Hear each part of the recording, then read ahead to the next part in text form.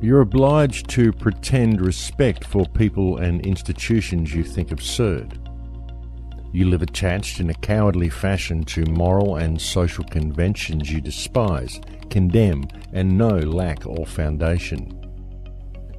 It is that permanent contradiction between your ideas and desires and all the dead formalities and vain pretenses of your civilization which makes you sad, troubled, and unbalanced.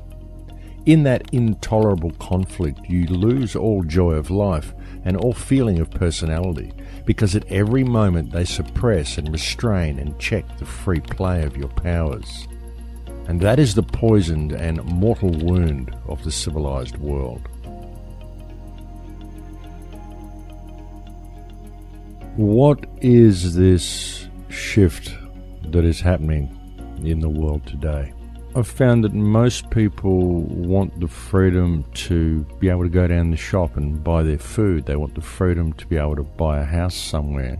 They want the freedom to work at whatever job they wish to work at. Freedom to marry who they please, drive whatever car they would like to drive, and to run whatever business they would like to run. And they're prepared to pay whatever costs are incurred by doing all of these things. But of course, all of these things also include the freedom to pay taxes, the freedom to do what you're told, and the freedom to walk between the lines and follow whatever rules the politicians give you to follow. I mean, why do you have to buy a house? Why shouldn't you be given a house simply because you're alive? Why do you have to pay to be alive? If you wish to marry someone, why do you need to purchase a marriage license and get the government involved and turn it into a three-way contract? Isn't it between you and the person you love? If so, why do you need to get the government involved? Well, that's right, it's because of the economic value that's attached to your love, to your wedding, and it's information you may need in the settlement should you ever get divorced, because you need to look at all the economics of the whole thing. But really, what does economics have to do with love? And if you're going to place conditions on the person that you're marrying and you wish to create a prenuptial agreement and all of this sort of stuff, well, do you really love the person? Or is your marriage simply a matter of economics? But that's what freedom is to people. It's freedom to conduct their life in an economic manner.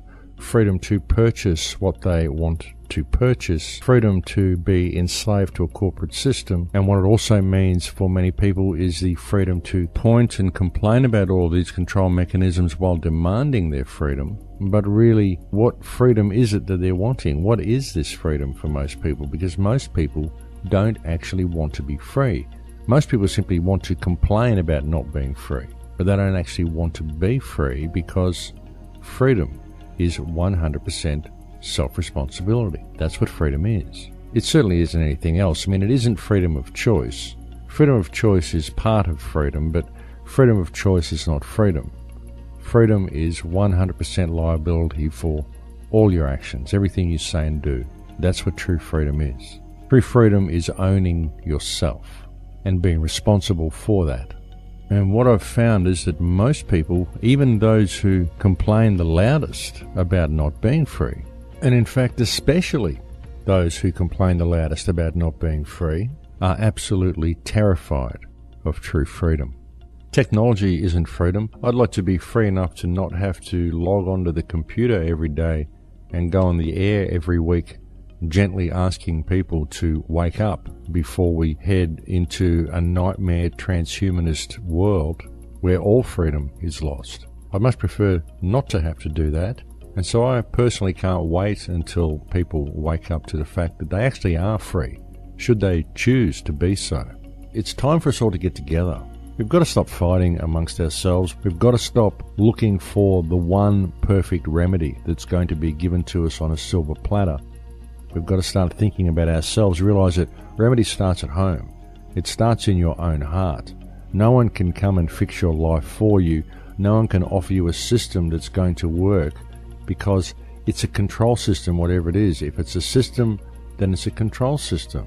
And we don't need a control system. What we need is to always operate from our hearts in all that we do, to live in a state of service for creation, but also putting ourselves on an equal par with everybody else. Don't give too much credit to people around you who claim to be your controllers, because ultimately they're no different to you.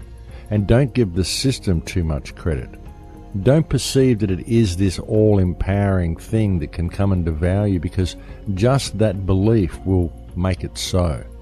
And once people gain that understanding alone, it's an incredibly empowering understanding. We're seeing a time in history when mankind remembers who and what we are.